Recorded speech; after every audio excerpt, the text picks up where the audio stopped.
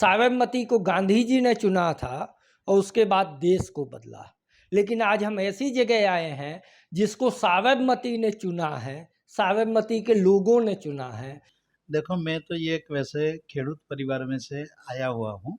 मेरा एक गांव में ये जासपुर करके गांव है, वहीं पे मेरे पिताजी खेडूत थे। तो 1 से 6 साल तक मैं वही गांव में पढ़ा। जिला पंचायत की स्कूल थी, उसी में मैंने पढ़ाई की 6 और 7। बाद में 8, 9, 10 यहाँ ही रानीप में किया। 11th 12th दोनों मैंने शाहपुर में किया। और बाद में मेरी पढ़ाई ग्रेजुएशन भी यहाँ ही हुआ है। इसके बाद मास्टर डिग्री और पीएचडी तक का मैंने अभ्यास किया। पीएचडी और एमएड दोनों में मेरी सर्विस मिलने के बाद मैंने किया है। तो ये मेरी एजुकेशन कैरियर है। देखो, मैं जब प्रिंसिपल हुआ तब मुझे क्या करना है मैंने बहुत सोचा था कि बोले मैं प्रिंसिपल हुआ तो मुझे करना क्या है। तो उसी वक्त मेरे दिल और दिमाग में एक बात आई थी कि स्कूल में दो बेल पड़ते, एक स्कूल शुरू होने का और एक स्कूल ख़त्म होने का।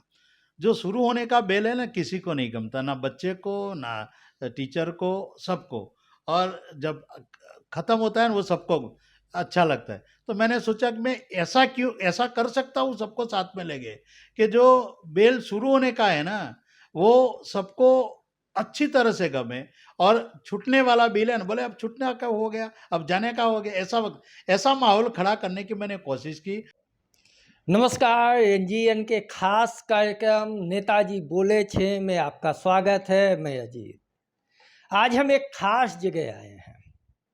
इस देश में दो नदियां ऐसी हैं जो इस देश की आत्मा में बसती हैं।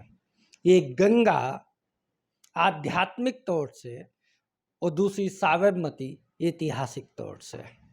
साबरमती को गांधी जी ने चुना था और उसके बाद देश को बदला। लेकिन आज हम ऐसी जगह आए हैं जिसको साबरमती ने चुना है, साबरमती के लोगों ने चुना है। जी हाँ, हम साबरमती के विधायक डॉक्टर हर्षद पटेल के साथ हैं। आज हम उनसे बात करेंगे, उनके राजनीतिक जीवन, उनके सामाजिक जीवन, और एक सबसे बड़ी खास बात यह है कि एक शिक्षक के तौर पर उन्होंने भूमिका निभाई है। डॉक्टर साहब, आपका शैक्षणिक जीवन, पारिवारिक जीवन, राजनीतिक जीवन कैसा? देखो, मैं तो ये एक वैसे खेडूत परिवार में से आया हुआ हूँ। मेरा एक गांव में ये जासपुर करके गांव है, वहीं पे मेरे पिताजी खेडूत थे। तो 1 से 6 साल तक मैं वही गांव में पढ़ा। बाद में मेरे बड़े भाई यहाँ मुझे इनके साथ ले आए। तो यहाँ रानीप विस्तार में एक मगनपुरा प्राथमिक शाला थी हमारी, जिला पंचायत की स्कूल थी, उसी में मैंने पढ़ाई की 6 और 7। बाद में 8, 9, 10 यहाँ ही रानीप में किया। 11th 12th दोनों मैंने शाहपुर में किया। और बाद में मेरी पढ़ाई ग्रेजुएशन भी यहाँ ही हुआ है। इसके बाद मास्टर डिग्री और पीएचडी तक का मैंने अभ्यास किया। पीएचडी और एमएड दोनों में मेरी सर्विस मिलने के बाद मैंने किया है। तो ये मेरी एजुकेशन कैरियर है। आप प्रिंसिपल थे, अब नेता हो गए। दोनों में अंतर क्या है? देते तो दोनों समाज को दिशा ही है। वहाँ बच्चों को सिखाते हैं या सरकार को सिखाना होता है, सदन में भूमिका निभानी होती है। दोनों में क्या अंतर है? देखो, मैं जब प्रिंसिपल हुआ तब मुझे क्या करना है मैंने बहुत सोचा था कि बोले मैं प्रिंसिपल हुआ तो मुझे करना क्या है। तो उसी वक्त मेरे दिल और दिमाग में एक बात आई थी कि स्कूल में दो बेल पड़ते, एक स्कूल शुरू होने का और एक स्कूल ख़त्म होने का। जो शुरू होने का बेल है ना, किसी को नहीं गमता, ना बच्चे को ना टीचर को, सबको। और जब ख़त्म होता है ना, वो सबको अच्छा लगता है। तो मैंने सोचा कि मैं ऐसा कर सकता हूँ सबको साथ में लेके कि जो बेल शुरू होने का है ना, वो सबको अच्छी तरह से गमे। और छूटने वाला बेल है ना, बोले अब छूटने का हो गया, अब जाने का हो गया, ऐसा माहौल खड़ा करने की मैंने कोशिश की। और मेरे उसी वक्त के सब पूरे स्टाफ को, ये प्यून से लेकर सुपरवाइजर तक, सबने मुझे बहुत अच्छी तरह से कोऑपरेट किया। उन्होंने मुझे सहयोग किया और मैं 12 साल 15 साल के बीच अच्छी स्कूल बना पाया। आज भी मुझे गौरव है कि एक प्रिंसिपल के हिसाब से मैंने बहुत अच्छा काम किया है, नंबर एक। दूसरा, वैसे राजनीति में तो मैं पहले से संगठन में काम करता था, यानी भारतीय जनता पार्टी। इसके पहले मैं विद्यार्थी परिषद में भी मैंने काम किया। और इसके बाद भारतीय जनता पार्टी में डायरेक्ट काम किया। भारतीय जनता पार्टी में चुनाव में पहली बार लड़ा, लेकिन बहुत सारे यानी 20-25 साल तक मैंने संगठन में काम किया। मैंने एक वार्ड लेवल पे के काम किया है, महानगर लेवल पे की काम किया। मैंने कभी ग्रामीण स्तर में काम नहीं किया था, तो मैंने पार्टी को विनती की कि मुझे ग्रामीण स्तर में भी काम करना है, तो पार्टी ने मेरी विनती सुन के मुझे महिसागर जिला, जो ट्राइबल ज़्यादातर आता है, वहीं जिले में भी 3 साल भेजा। इसके बाद मैं गांधीनगर, चैलेंज वाला काम था मेरे लिए, गांधीनगर वाला। तो आज तक जब से भारतीय जनता पार्टी की सरकार स्टेट की बनी, तब से गांधीनगर जिला की जिला पंचायत नहीं बनी थी।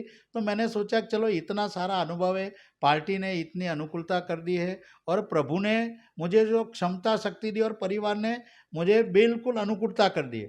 तो गांधीनगर जिला बनाना है मुझे, तो गांधीनगर जिले की जवाबदारी ली, और भारतीय जनता पार्टी के छोटे से छोटे कार्यकर्ता को एक साथ लेके, तब से मुझे पता पड़ा कि भारतीय जनता पार्टी की जीत में सबसे अच्छा काम क्या है, यानी सबसे अहमियत वाला मुद्दा क्या है।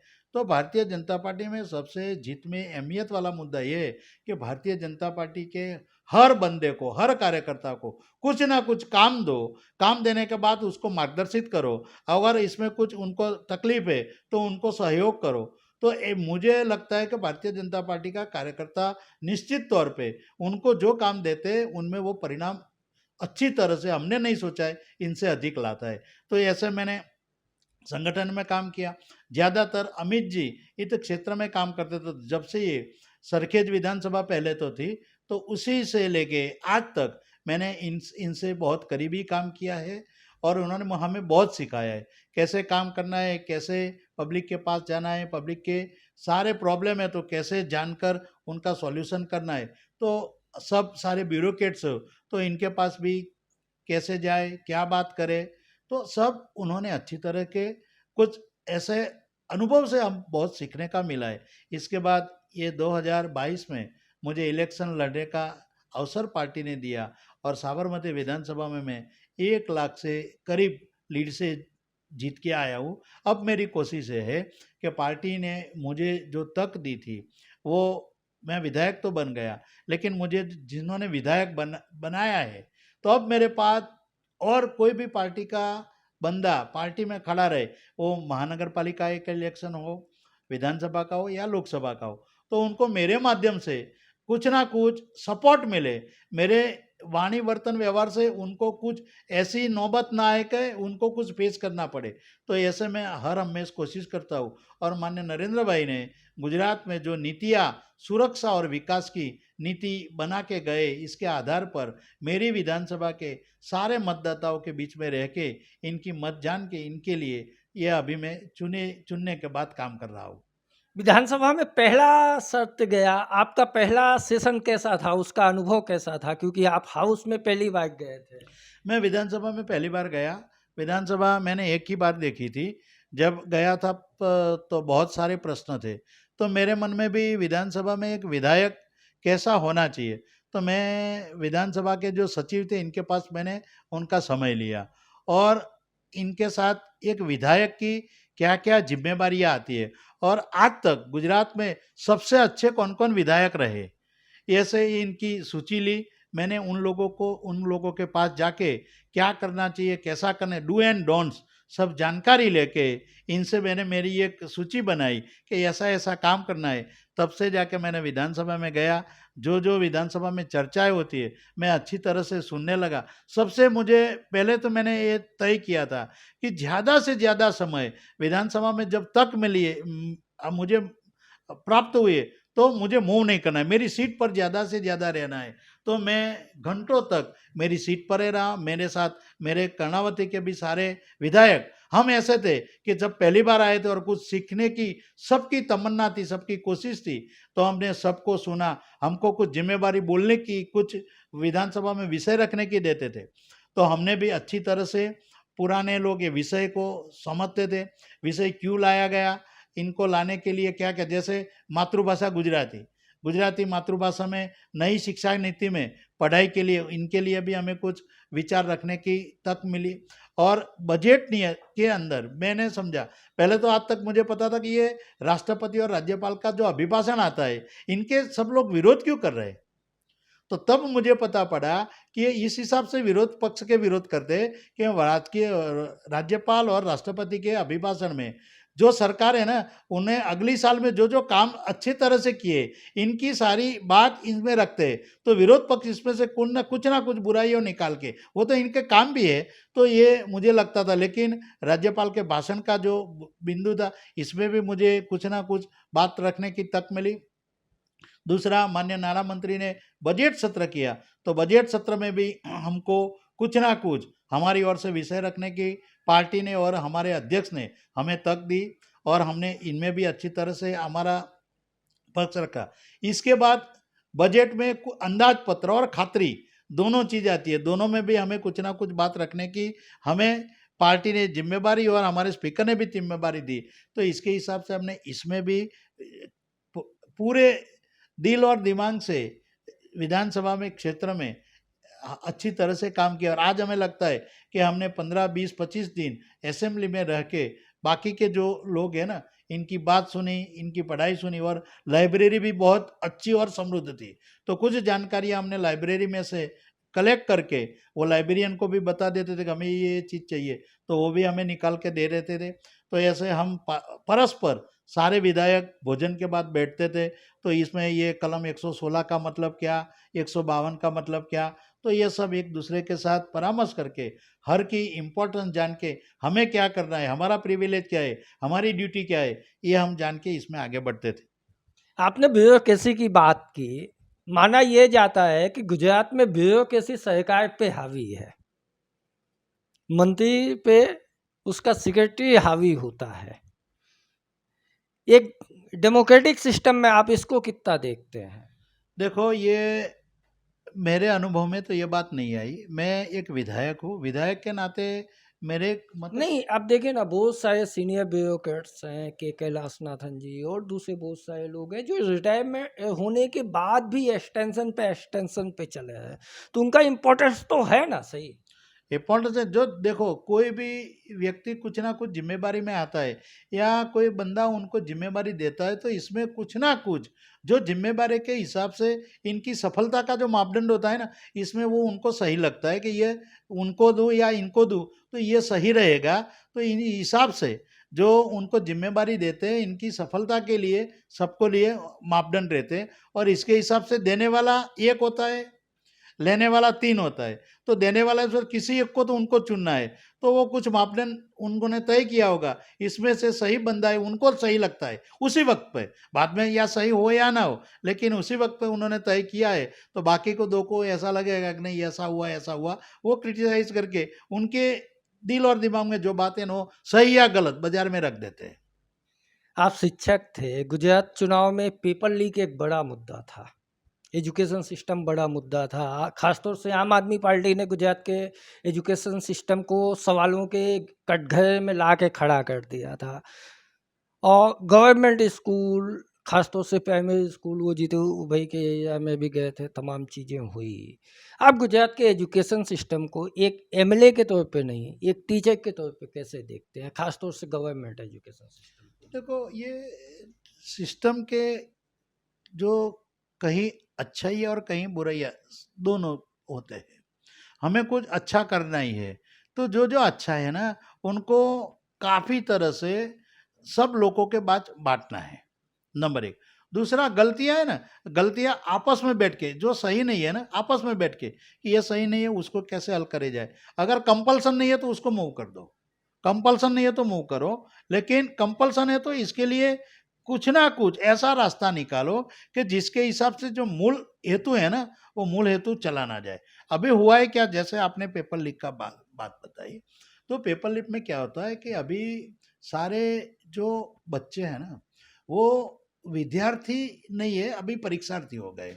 विद्यार्थी होते हैं ना, तो अच्छा है कि ये साल भर पढ़ाई करते हैं, और पढ़ाई के हिसाब से उनमें जो 4 पहलू है, ज्ञान, समझ, उपयोग और कौशल्य, चारों हस्तगत करते हैं, लेकिन परीक्षार्थी होने के वजह से कुछ करना नहीं है और सबसे अच्छा परिणाम उनको लाना है इनकी फेवर में। और इनके माँ बाप की भी यही रहती है, समाज में भी यही है कि कोई बच्चा कैसे भी उनका नामांकन अच्छा हो गया कि परिणाम अच्छा आ गया तो इनके लिए समाज में एक आदर्श हो जाएगा, लेकिन कैसे वो आया वो नहीं देखते सब।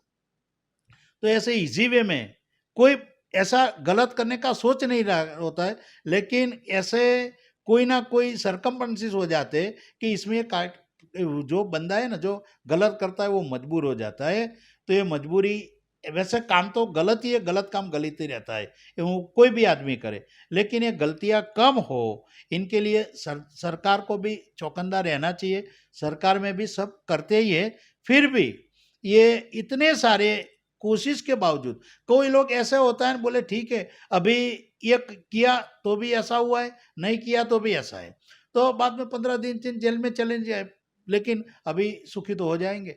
तो ये ऐसी सोच वाले बंदे बाद में उनको भी होता है कि नहीं ये किया वो मैंने गलत किया, नहीं करना चाहिए था, लेकिन एक बार जो जोश में आके कर देते हैं ना, होश में आके किया होता तो अच्छा है। तो जो काम जोश में करते हैं ना, इनसे वो व्यक्ति को और समाज को दोनों को नुकसान होता है।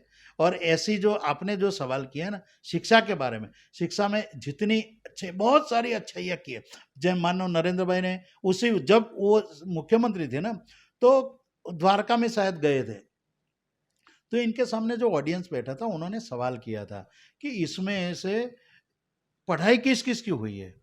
तो पढ़ाई में ऐसा हुआ कि जो सारी बहनें थी ना, तो बहनें में थी जिनका 80-17 साल की उम्र थी उनका हाथ खड़ा हुआ, वो उन लोगों ने पढ़ाई की थी। और 40-45 साल की जो कहीं बहनें थी ना उनकी पढ़ाई नहीं हुई थी। तो नरेंद्र भाई ने सवाल किया ऐसा क्यों? तो जो 80-90 साल की बहनें थी उन्होंने बताया कि हमारे समय में हम सयाजीराव गायकवाड़ के इलाके में रहते थे, तो कन्या केळवणी के लिए उन्होंने कोशिश की, हमारे माँ बाप हमें ना पढ़ाए तो उनको पेनल्टी होती थी, उनको दंड होता था, इसके हिसाब से हमारी पढ़ाई हुई और ये इसमें थोड़ा रिलैक्सन हुआ। तब से नरेंद्र भाई ने कन्या केळवणी का ये भगीरथ काम तब से किया कि एक शासक के हिसाब से मुझे करना है। हाँ, तो ऐसे लोग सोचते अच्छा है, जो शासक भी अच्छा ही सोचते, अच्छा करने के लिए सोचते, पर इसमें भी ऐसे ऐसे कोई लोग जो अपने लिए खुद के लिए कुछ ना कुछ ऐसे रास्ते निकाल देते कि अपने अच्छा थोड़ी अच्छाई के लिए बाकी के करोड़ों का लाखों का नुकसान भी कर देते। Principal doctor Harshad Patel education policy में क्या बदलना चाहते थे जो विधायक बन के या आगे भगवान के आप एजुकेशन मिनिस्टर यदि बनते हैं, काल्पनिक सवाल है, तो उसमें वो बदलाव होगा? देखो, जो परिवर्तन है ना वो तो संसार का नियम है। और वैसे नहीं, जब हम एक सिस्टम में अंदर होते हैं, एक एम्प्लॉय के तौर पे होते हैं, तो हमें लगता है ये गलत हो रहा, वो गलत हो रहा, वो हो रहा। जब हम सरकार के हिस्से बनते हैं तो हमें उसके चैलेंजेस पता चलते हैं। नहीं, इसमें क्या है देखो, जब तक मैं वैसे तो कोई बंदा आप देखो कोई बिल्डिंग है इसमें 10वें पहले मंजिल पे खड़े हो आप, तो पहले मंजिल के बाद जो 5वीं मंजिल पे खड़ा है ना उनको दिखेगा इतना, हमें नहीं दिखेगा, ठीक है। यस, मैं तो इसलिए हाँ, तो इतना नहीं दिखेगा, फिर इसमें हम जाएंगे तो एक बार सिस्टम अभी इतनी, मैं प्रिंसिपल था तब तब तो मुझे पता था कि सरकार ने बहुत सारी कोशिश की थी, बहुत सारी कोशिश। जैसे पहले तो 10 का नामांकन होता था ना, तो इतनी सारी स्टेशनरी इसमें जाती थी।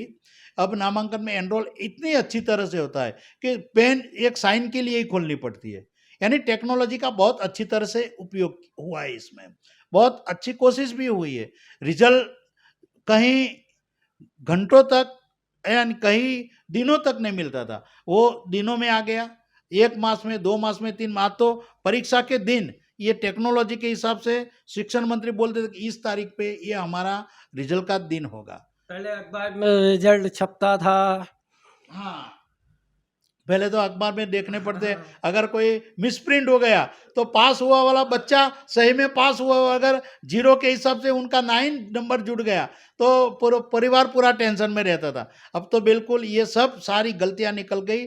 और गलती ऐसा नहीं है, परीक्षा में कोई इजी वे वाले भी होते, तो परीक्षा में ऐसे इजी, पहले तो बहुत सारी चोरियां होती थी, अब ऐसी चोरियां नहीं हो रही है एग्जाम में।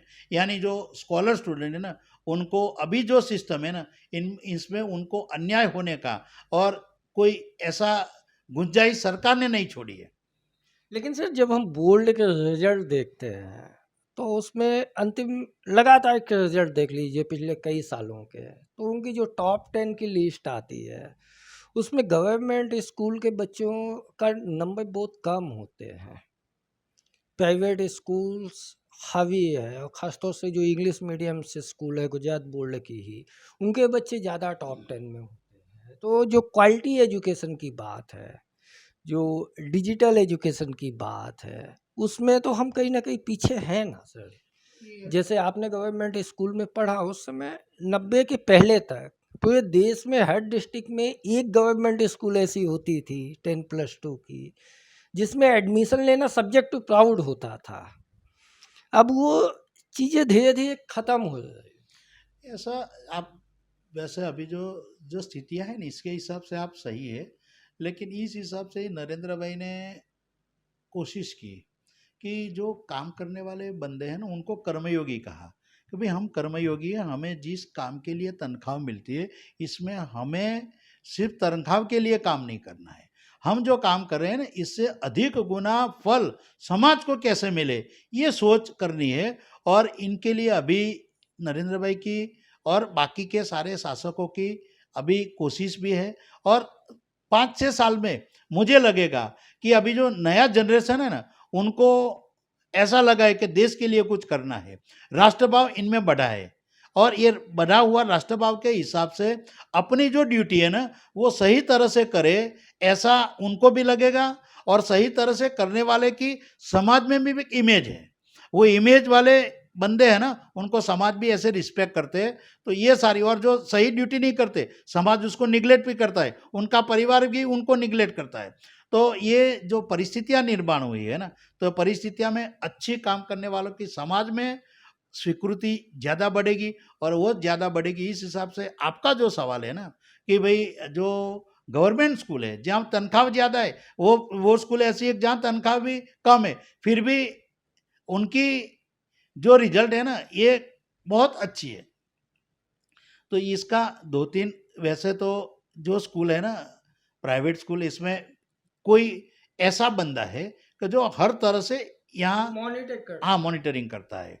यानी जो स्कूल में वैसे 3-4 फैक्टर थे, वाली आते तो उनके साथ हर हमेशा परामर्श करना, दूसरे बच्चे हैं तो इनके साथ बैठना, तीसरा बच्चे के जो पढ़ाने वाले टीचर है इनके साथ बैठना, चौथी जो बात है ना सरकारी अधिकारियों की जो नीतियाँ बनाता है, नीति का अमल कर, तो चारों को एक साथ बैठ के अपनी संस्था में वो स्टीम रोल कैसे हो, अच्छी तरह से कैसे चले, और इनको इनकी एक कोशिश रहती है। और यह वो बंदा है ना, वो सोचता भी खुद है, नीति भी खुद बनाता है, और इसका परिणाम भी खुद अच्छी तरह से आए, इसके लिए सारी जो मार्गदर्शन या और उसके ऑब्जर्वेशन दोनों सिस्टम वो बनाते हैं। और ये सिस्टम से ये अभी जो आपको लगती है ना, मैं लेकिन मेरा जो मानना है, अभी जो लोग आ रहे हैं ना जो प्राइवेट स्कूलों में से, प्राइवेट स्कूल से अभी सरकार ने जो सारी व्यवस्थाएं की है, अब तक तो क्या था, तो जिला पंचायत की स्कूल और जो ये वाली स्कूल है ना, इसमें हाँ ना, तो वो इतनी अच्छी नहीं थी,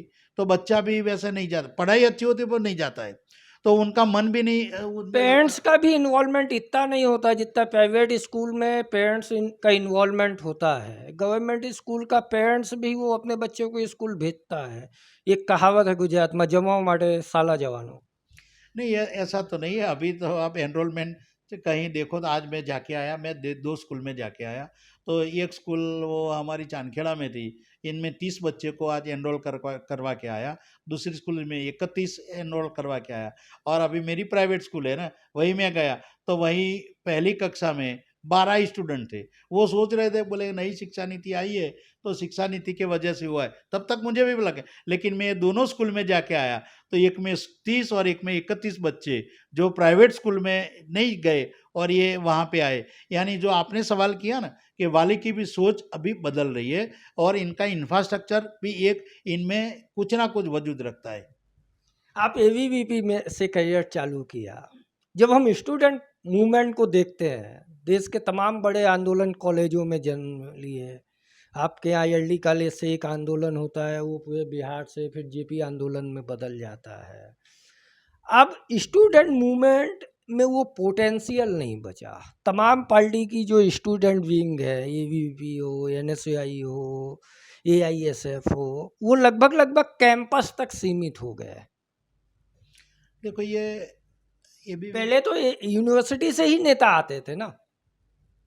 पहले यूनिवर्सिटी पक्का, आप जो बोलते हैं ना, जो सारे अभी आप नेता है ना, वो कोई ना कोई जीएस कोई ना कोई जीएस होगा, कोई ना कोई सीआर होगा, ऐसे सब बंदे यूनिवर्सिटी से ही आते थे, कॉलेज काल में से। अब जो आपने सवाल किया है, तो अभी क्या है, मैंने विद्यार्थी परिषद में काम किया है, लेकिन मैं प्राध्यापक होने के बाद मैंने किया है, ताकि एबीवीपी में जो कोषाध्यक्ष की पोस्ट आती है ना, वो शिक्षक या प्राध्यापक दोनों में से एक होते थे। और मैं परिवार क्षेत्र में से काम करता था, संघ परिवार से जुड़ा हुआ था, तो उसी वक्त प्राध्यापक यानी शिक्षक होने के नाते मुझे ये जिम्मेदारी मिली थी। यानी स्टूडेंट के सारे जो हर रोज के रोज बरोज के कुछ ना कुछ जो प्रॉब्लम है ना, वो मैंने कभी फेस भी नहीं किए, और इसके लिए मैंने पब्लिक में जाके कोई आंदोलन भी नहीं किया है। तो आपने जो सवाल किया है ना, वो सवाल का जवाब मैं सही तरह से नहीं दे पाऊंगा। कोई बात नहीं। अच्छा, आप एक ऐतिहासिक विधानसभा के चुने हैं, आपको तो साबरमती ने चुना है, गांधी जी ने साबरमती को चुना था। साबरमती के लिए आपका विजन क्या है? देखो, साबरमती के लिए मेरा विजन तो, अभी तो नीतियाँ तो सरकार ने बहुत अच्छी तरह से बनाई है। मेरे यहाँ जो दो तीन चीज़ मैंने देखी है ना, तो सरकार ने, मेरे जो मतदाता है उनमें इनकी बेसिक जो नीड है ना, बेसिक नीड, जिसमें पीने का पानी नंबर एक, उनके जो इलाका है ना वो स्वच्छ रहे, सफाई अच्छी तरह से हो, दूसरा, तीसरा, इनके रोड रास्ते लाइट सब सही रहे। तो ये जो सारी चीज़ जो हर रोज व्यक्ति को अपनी रोज के जीवन में कुछ ना कुछ यानी या क्या बोलते हैं, वो असर करती है ना उसको, प्रभावित करते हैं। हाँ प्रभावित करते हैं, तो इनको मैंने प्रायोरिटी में ली है, तो अच्छी तरह से मिले, वो मेरी कोशिश है। और कोशिश के बावजूद आज मेरे पास 15 कॉरपोरेटर भी है, तो वो भी काफ़ी अनुभवी है। और अहमदाबाद म्यूनसिपल कॉरपोरेशन का वैसे स्टाफ भी इतना अच्छा और जानकार है कि मैं आज तक, मैं 6 मास हुए मुझे, लेकिन आज भी ऐसा कोई काम नहीं है कि मैंने बताया हो और अभी मैंने बताया और इनके बाद 2-3 घंटे में इनका कुछ रिजल्ट ना आया हो। तो ये प्रायोरिटी है। दूसरी, मैंने जो तय किया है, तो मेरे इलाके में एजुकेशन की जो व्यवस्था है ना, वो फुल प्रूफ होनी चाहिए, गवर्नमेंट भी हो या प्राइवेट हो। ये प्राइवेट में भी कुछ ना कुछ आपत्ति आती है, डायरेक्ट इनके बगल में कोई ऐसे न्यूसेंस वाले आ गए तो उनको डिस्टर्ब करे, तो वो न्यूसेंस भगाने की इनकी वैसे मेरी जिम्मेदारी है। तो स्कूल के बच्चे अच्छी तरह से पढ़े, इसको अच्छा तो वातावरण प्रोवाइड हो, सराउंडिंग, वो जिम्मेदारी मेरी है, तो वो मैं देख रहा हूँ, ये एजुकेशन के लिए। दूसरा, आरोग्य का, तो आरोग्य की जो व्यवस्था है, तो आरोग्य की व्यवस्था में सरकारी जो व्यवस्था है इनमें भी जाना है। वैसे जो अच्छे डॉक्टर हैं, वो अच्छे डॉक्टर को कुछ आपत्ति हो, इनके काम में कुछ आपत्ति हो, वैसे इनके अगल बगल में ट्रैफिक की समस्या हो जाती है, पार्किंग की समस्या हो जाती है, और उनका मेडिकल वेस्ट का कुछ निकाल करने की व्यवस्था, तो उनको अपनी मेन ड्यूटी है, वो मेन ड्यूटी में से अपना मन हटा के अपना फोर्स दूसरी में ना उनको डाले और मेन ड्यूटी करे सही तरह से। बाकी जो प्रॉब्लम है जान के उनको मुझे सही तरह से करना है। तीसरा, ब्यूटिफिकेशन के लिए जो हमारे यहाँ बाग बगीचे है, सब चौराहे हैं, तो सबको अच्छे करने, कोई आदमी आए तो उनको लगे कि नहीं मैं कोई अलग से विस्तार में आया हूँ, ऐसी मेरी कोशिश है। और जो सीनियर लोग हैं, इनके पास जो अनुभवी लोग हैं, किसी ने आरएनबी में काम किया है, किसी ने पानी पुरवठा में काम किया है, किसी ने आरोग्य में काम किया है, ऐसे कई लोग हैं, ऐसे जो रिटायर लोग हैं, इनके साथ मैं बैठता हूँ। बैठ के जो समस्याएं पब्लिक में से आई है, वो समस्या इनके सामने रख के इनका परमानेंट सॉल्यूशन। वैसे अभी पब्लिक मेरे पास आती है तो बोलती है कि ये हमारा रोड तो आपने अच्छा बना दिया, लेकिन रोड पे जो जाने वाले इतने फास्ट है कि बम बना दो। तो बम सब बोला, अब बम बनाए तो इसके फ़ायदा है नहीं फ़ायदा है, इनसे एक्सीडेंट बढ़ेगा या कम होगा, अभी पता नहीं है। तो मेरे इलाके में ऐसे जो डिमांड आई है, मंदिर के पास से आई, स्कूल के पास से आई, वो तो ठीक है, बाकी भी ऐसे लोगों ने डिमांड कर दी है, तो मैंने ट्रैफिक सर्वेक्षण करवाया है और इसके मुताबिक अब मैं उसको कैसे करना है, तो मैं छोटा सा एक बम बनवाऊंगा, इंटरप्ट करवाऊंगा। अगर वो सही रहेगा और इन लोगों की वैसे ट्रैफिक की समस्या में जो एक्सीडेंट वाली समस्या है वो कम होगी तो मैं वहीं पे बनाऊंगा, अगर बढ़ेगा तो मैं वहीं से वो छोटा सा बम भी रिमूव कर दूंगा। एक बड़ा सवाल, साबरमती का पॉल्यूशन का बड़ा इशू है। साबरमती लगभग दम तोड़ रहे है, नर्मदा के पानी पे साबरमती जी रहे है। आप इसको कितना बड़ा चैलेंज मानते हैं, क्योंकि ये नदी नहीं है, इतिहास है। देखो ये पॉल्यूशन वाला मामला है नहीं, मैं हाईकोर्ट ने कितनी कड़ी टिप्पणियां की है pollution को इसमें लेकर। ऐसा होता है भाई साहब, आपने जो बताया वो सही है, लेकिन मानसिकता किसी लोगों की ऐसी होती है कि अपना थोड़ा हित के लिए बाकी का लाखों का नुकसान हो जाए ना तो उनको उनकी परवाह नहीं रहती। और ये मास बेज में इतना सारा पॉपुलेशन है, सरकार नीतियाँ बनाती है, हाँ सरकार देखे कि ये गंदा पानी डाल रहा है, उनको डाल रहा है, उन्होंने देखा है तो उनको डांटेगा, उसको कुछ ना कुछ कर, पर उनकी जो व्यवस्था है तो इतनी सारी पॉपुलेशन में इतने सारे लोग हैं, जो चोर है ना, चोर को चार आंख होती है, चोर को चार आंख होती है, तो वो कहीं ना कहीं रात को डंपर खाली कर देगा, कोई सोसाइटी वाला कोई इलाका ऐसा है वो अपने पाइप डाल देंगे, तो ऐसा सब हो रहा है। सरकार की कोशिश है कि ये अच्छी तरह से हो, और पहले से कब बहुत अच्छा हुआ है। मैं आपको एक वीडियो अभी, मेरी जो साबरमती है ना, मेरा इलाका में, मैंने मेरे इलाका में तो जो आती है ना वो सब ने मैंने बंद करवा दिया, सब बंद करवा दिया। लेकिन मोटेरा से एक ऐसी सोसाइटी थी जो अपना पानी डाल रही थी, तो मैंने गांधीनगर को भी भेजा ये वीडियो और पॉल्यूशन बोर्ड को भी भेजा कि ये पानी उनको बंद करना है। उन लोगों के भी ये क्या है कि उनको भी ये डालना नहीं है, लेकिन उनका जो पानी है ना, उनका और कहीं जाने का रास्ता उनको नहीं मिल रहा। इसमें कोई ऐसी नीतियाँ है कि वो अपनी सोच के हिसाब से वो इनका रास्ता नहीं निकलता। तो पानी की जो ये पॉल्यूशन की समस्या है ना, वो पॉल्यूशन की समस्या मेरे दिल और दिमाग में, और मैं प्रभु को प्रार्थना करता हूँ कि ये वाला जो मामला है ना, पानी का जो पर्यावरणीय समस्या है ना, उनको कुछ ना कुछ अच्छी तरह से निकाल आए, और इसमें मुझे जितना वक्त डालना है वो डाल के इनको समझ के सबको हम कन्विंस करेंगे कि ये सही नहीं है। और जाके साबरमती में तो मेरी कोशिश है सब एनजीओ को, और काफ़ी मेरे पास सीनियर सिटीजन है, वो सीनियर सिटीजन ऐसा सोच रहे कि हमें कुछ अच्छा करना है, तो ऐसे सब सीनियर, अभी मेरे पास 3-4 हज़ार सीनियर सिटीजन ऐसे हैं कि जिसको कुछ ना कुछ समाज के लिए करना है। तो हम क्या करते हैं, अब तो वो प्लास्टिक का कचरा कलेक्ट कर रहे हैं, दूसरा हम पौधे लगा रहे हैं, और पौधे एक एक उनको दत्तक रहे हैं। ऐसा भी ये साबरमती का पॉल्यूशन है ना, उसको भी कैसे बंद करे, तो इसके लिए भी जहाँ से वो दूषित पानी आता है, मेरे इलाके में से आए, तो उन सब लोगों के साथ हम काउंसलिंग करके ये काम तो हम पक्का बंद करवा देंगे। कि इसमें सरकार से ज़्यादा सिटीजन प्राउड जो होना चाहिए ना, उसकी कमी खिलती है। आप विदेशों में देखिए, जो ऐतिहासिक नदियाँ हैं उसको वहाँ के लोग गौरव मानते हैं, they self do security for river. ये यहाँ नहीं दिखता, और ये एक पूरे इंडिया की समस्या है। गंगा की भी हालत कोई बड़ी अच्छी नहीं है। देखो ये आपकी बात सही है, लेकिन नागरिक बोझ जो होता है ना, से नागरिक गौरव जो होता है। देखो आप, मैं आपने जो सवाल किया, ये जो शासक आता है ना, शासक जो नीतियाँ बनाता है और समाज में इनका इम्प्लीमेंटेशन करवाता है ना, इससे आगे की जो समस्याएं हल होती है। मैं आपको बताऊं कि माननीय नरेंद्र भाई ने 2 अक्टूबर 2014 को स्वच्छता मिशन अभियान शुरू किया। आज हम देख रहे हैं तो छोटे छोटे बच्चे हैं ना, वो भी अगर इनका कोई परिवार का आदमी वो गाड़ी में बैठा है कुछ डालेगा, वो बच्चा मना करेगा, नहीं नहीं नहीं नहीं नहीं, स्वच्छ भारत। तो इतनी अवेयरनेस अभी स्वच्छ सरकार ने एक नीति बनाई है। नीति बनाई इतना नहीं, पहले भी नीतियाँ तो थी, लेकिन सरकार ने इनके हिसाब से एक मिशन खड़ा किया, और ये मिशन देश हित के लिए, जनहित के लिए, ऐसा सबको अपने दिल और दिमाग में ठसा कर ये बात माननीय नरेंद्र भाई ने अच्छी तरह से करवाई है। तो ये स्वच्छता का जैसा है ना, इसमें भी ये भी जो आपकी समझ आपने बोले ना, पब्लिक में अवेयरनेस कब आएगी, तो उनको कुछ बोलेगा कि ये तू जो कर रहा है वो सही नहीं है, तुम्हारे लिए भी सही लगता है, तुम्हारी पीढ़ी के लिए तो सही नहीं है।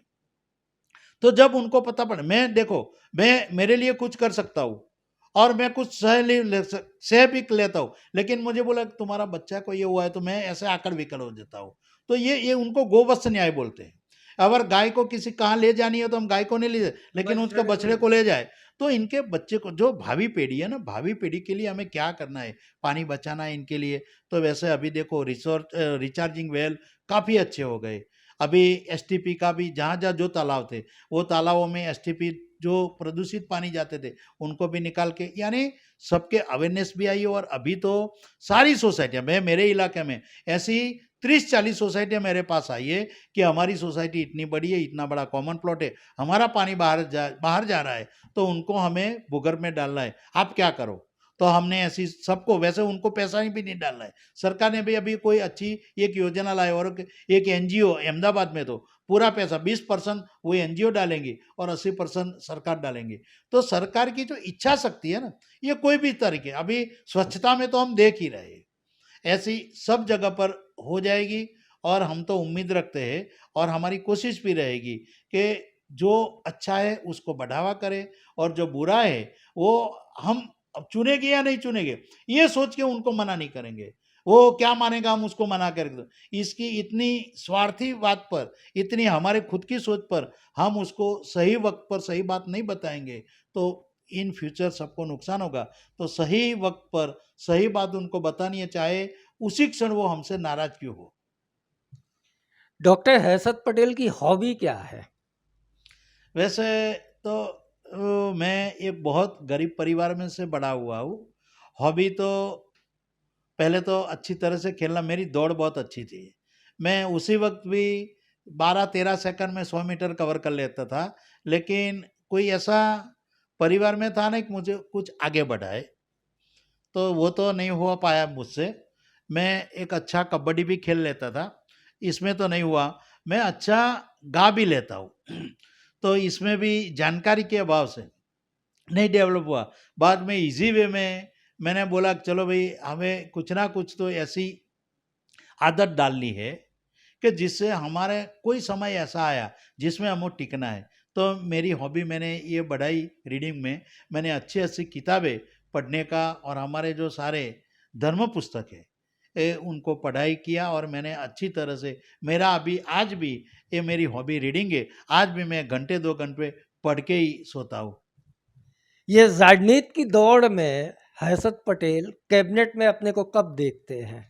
नहीं, ये तो कभी मैंने ये दिल और कहीं योजनों तक मेरे दिल और दिमाग में ये बात नहीं आई कि मैं मंत्रिमंडल में शामिल हूँ। मेरे लिए विधायक का जो पद है ना, वो वड़ा प्रधान से ज़्यादा पद है, और इनकी काबिलियत अच्छी तरह से मैं निभाऊंगा। ये बाकी तो जो आगे की है ना, इसके लिए कोई दिल और दिमाग में उम्मीद भी नहीं है, ना ऐसी कोई महत्वाकांक्षा भी है। कभी पछतावा होता है कि कहाँ आके फंस गए पॉलिटिक्स में आके? अच्छा टीचर थे, प्रिंसिपल थे, लोग सम्मान करते थे, सब कुछ था, यहाँ आके कोई कुछ भी लीगल अनलीगल तमाम डिमांड आती है, ट्रांसफर पोस्टिंग फलना ढकना। देखो, ये जो आपने सवाल किया कि तो हम तो क्योंकि एक, टीचर का जो आत्मा होती है ना, वो बड़ी सैद्धांतिक होती है, वो प्रिंसिपल वैल्यूज को बड़ा चाहता है, और पॉलिटिक्स में वैल्यूज के अलावा बाकी सब कुछ होता है। नहीं, आपने जो बात बताई ना, इसमें क्या है कि मैं लगभग 20-22 साल तक था ना, उसी समय से काम कर रहा हूँ। वैसे तो मैं संघ की शाखा में तो 13 साल का था तब से हूँ। 13 पहले मेरी, बाल स्वयंसेवक से। हाँ, बाल स्वयंसेवक से। और मैं एक अच्छी शाखा का मुख्य शिक्षक था। मेरे यहाँ 7 गट होते हैं, 120 बच्चे मेरी शाखा में आते थे। इतनी अच्छी मैं शाखा चला रहा था। तो इनके बाद मैं शाखा के साथ काम किया। इसके बाद मैंने विश्व हिंदू परिषद में थोड़ा बहुत काम किया। तो मेरा जाहिर जीवन तो है ना, वो मेरा व्यावसायिक जीवन से पहले है।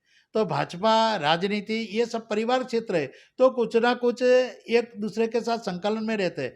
तो टीचर बना, इसके पहले मैं राजनीति में ही था, और उसी वक्त मैं विचारधारा के आधार पर ही था। मैंने बहुत अच्छी तरह से नरेंद्र भाई को भी काम करके देखा है। मैंने वैसे तो मैं उसी वक्त बाला साहब देवरस के पास कई समय मैंने गुजारे, तो उन लोगों को हम ऑब्जर्व करते थे। मैंने गोविंदाचार्य के साथ भी और प्रबंधक के नाते काम किए। ये लोग बहुत अच्छी तरह से देखो, मैं एक बार इनके साथ था, तो उसी वक्त तो वो बूट हमारे थे ना, वो डोरी वाले बूट थे। तो डोरी वाले बूट पहनना है तो ऐसे झुकना पड़ता है एक बैठ। तो मैं उसी वक्त था, तो उसी वक्त गोविंद जी को पता था कि ये जो है ना इनके दोरी वाले बूढ़े हैं, यानी उनको रस्सी बंद करनी पड़ेगी। तो बाद में चेयर पड़ी थी, वो लाके मुझे दे दी। मैं इनका प्रबंधक था, उसकी सारी व्यवस्था मुझे देखनी थी, लेकिन एक प्रबंधक के लिए भी इतनी सोच वाला, यानी ऑब्जर्वेशन के हिसाब से हम ऐसे बहुत लोगों से, यार अमित जी से तो हम बहुत चुके, बहुत यानी बहुत। ये ऐसा बंदा है ना, वो बहुत धार्मिक भी है, आध्यात्मिक इनका श्रेष्ठ जीवन है, इनका सोशल जीवन भी बहुत श्रेष्ठ है। जाहिर जीवन तो निष्कलंकित है। जो जाहिर जीवन में सारी बुराइयां है ना, इसमें से एक भी बुराई माननीय अमित जी में नहीं देखी। और हमने जाहिर जीवन में इनमें अच्छाइयाँ दिखी है, तो हमें भी सब एक क्षेत्र में अच्छा ही रहना होगा। और हमें भी जैसे अमित जी हमारे मार्गदर्शक है, हमारे एक आइकॉन है, ऐसे हमें भी 5-15 लोगों का आइकॉन बनना है, यही हमारी सोच है। अमित जी बड़े कठोर प्रबंधक माने जाते हैं, टास्क मैनेजर माने जाते हैं। आपका कोई अनुभव है? नहीं, ऐसा तो कोई अनुभव नहीं है। जो लेकिन वो कुछ ना कुछ चीज ठानते हैं ना, तो वो ठान करने के बाद उनको इनका रिजल्ट इनके फेवर में ही आना चाहिए। उनको वो उनकी सोच रहती है, और इनके लिए परिश्रम, इतना परिश्रम, कठोर परिश्रम वो करते हैं। और वैसे परिश्रम करने के वाले आदमी जो होता है ना, उनको परिणाम प्रभु देता ही है पक्का। और ये मैंने अमित जी को देखा है, बहुत करीबी इनके पास कुछ। वैसे तो हमने जब सहकार क्षेत्र में एडीसी बैंक, जब वो चेयरमैन बने, तब तो सहकार का कुछ नॉलेज भी नहीं था। लेकिन वो बैंक के पास से निकले, तब जाहिर जीवन में उन्होंने सोचा कि ये जो खेडूत यानी फार्मर की बैंक है, वो बिल्डरों की बन गई है, वापस उनको फार्मरों की बनानी है। वो सोच से उन्होंने वो सहकार क्षेत्र में पदार्पण किया, और आज देखो तो देश के अच्छे से अच्छे सहकार मंत्री बन गए। पहली बार कोऑपरेटिव मिनिस्ट्री बनी, वो उसके मिनिस्टर बने। अंतिम सवाल, आपका पसंदीदा गाना कौन सा है? मेरा पसंदीदा गाना वैसे तो बहुत सारे हैं, ऐसा नहीं है, लेकिन मुझे भजन बहुत पसंद रहते हैं। इसमें एक प्रार्थना है, वो प्रार्थना जीवन अंजलि था जो मारू, जीवन अंजलि था जो भूख्या काजे भोजन था जो। 2 लाइन गाएंगे? अब ये 2 लाइन। अब जीवन अंजलि था जो मारू, जीवन अंजलि था जो, भूख्या काजे भोजन था जो, तरसानु जल था जो मारू, जीवन अंजलि था जो। ये एक अच्छा लगता है मुझे, यानी हमें क्या करना है, कैसा करना है, ये गीत नहीं है गीत के अंदर। दूसरा, दुलाबाया काका जो, ए जी तारा आगणिया पूछीने कोई आवे तो आवकारो मीठो आपजे, ये भी मुझे बहुत अच्छा लगता है। तीसरा, ये नरसिंह मेहता की जो रचना है ना, वैष्णव जन तो तेने रे कहिए, पीड़ पराई जाने। तो हम तो वैसे एक सांसारिक जीव है, तो सांसारिक एक गृहस्थी को कैसे अपना जीवन बनाना है, तो इस गीत के अंदर बहुत अच्छी तरह से आता है। और प्रार्थना के हिसाब से मैं तीनों गीत हर हमेश जब जब समय मिले, तब मेरे जैसा सुर मेरा इतना अच्छा नहीं है, फिर भी मैं वैसे गुनगुनाता हूँ उनको। ये साबरमती के पानी में है भजन ना, गांधी को भी पसंद था और डॉक्टर हर्षद पटेल को भी पसंद है। एक बड़ी बात यह है कि संघ परिवार से आने वाले डॉक्टर हर्षद पटेल को गांधी का वैष्णव जन ना केवल प्रिय है, बल्कि उनने उसको अपने जीवन में भी शामिल किया है। हर्षद भाई, आपने एनजीएन न्यूज़ से बात की, इसके लिए आपको शुक्रिया। भविष्य के लिए आपको शुभकामनाएं। जी धन्यवाद। आप वैसे भी लोकशाही है ना, लोकशाही के 4 पहलू है, इसमें मीडिया भी एक पहलू है।